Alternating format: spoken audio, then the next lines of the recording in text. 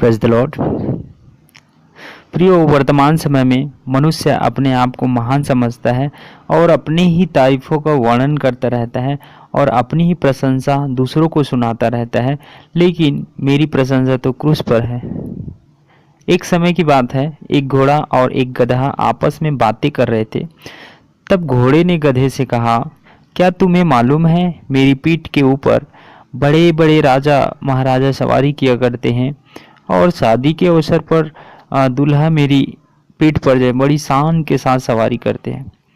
हमें खूब सजाया जाता है, हमारी सुंदरता को देखकर बहुत सारे लोग आकर्षित होते हैं और सारे लोगों के माध्यम में हमारा एक अच्छा दर्जा होता है, परंतु हमारी तुलना में तुम कुछ भी नहीं हो।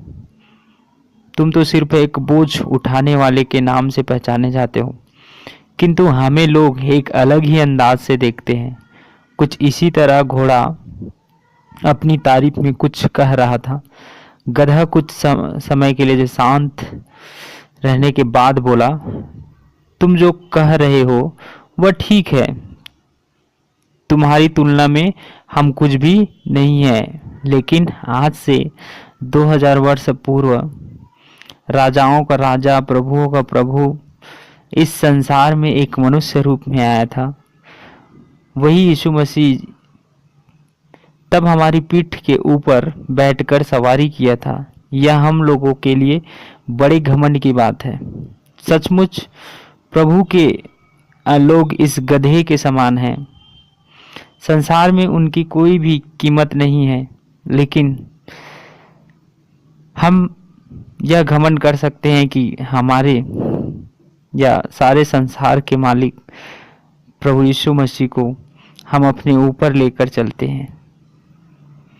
बाइबल बताती है कि हम उसका मंदिर है और वो हम में वास करता है।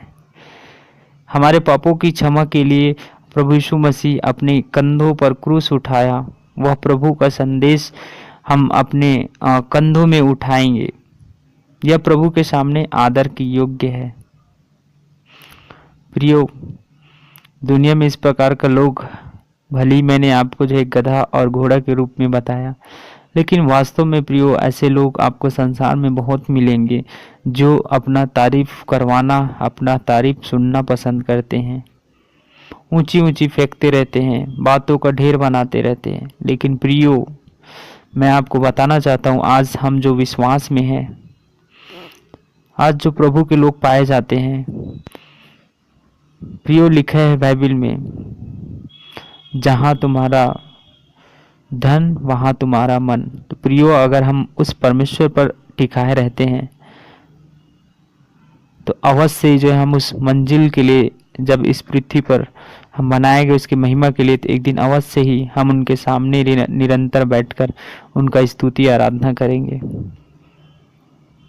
प्रियो, हमारा मन घमंड से ना भरे, हमारा सोच घमंड से ना भरे, हमारी बातें घमंड भरी बात ना निकले। प्रियो, अपनी जीभ को नियंत्रित रखिए, क्योंकि भजन संहिता इसके बारे में, नीति वचन इसके बारे में बहुत सारी बातें करता है।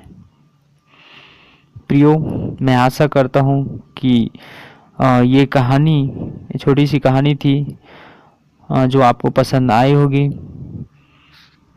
सबको प्रभु यीशु मसीह के नाम से धन्यवाद और जय मसीह की।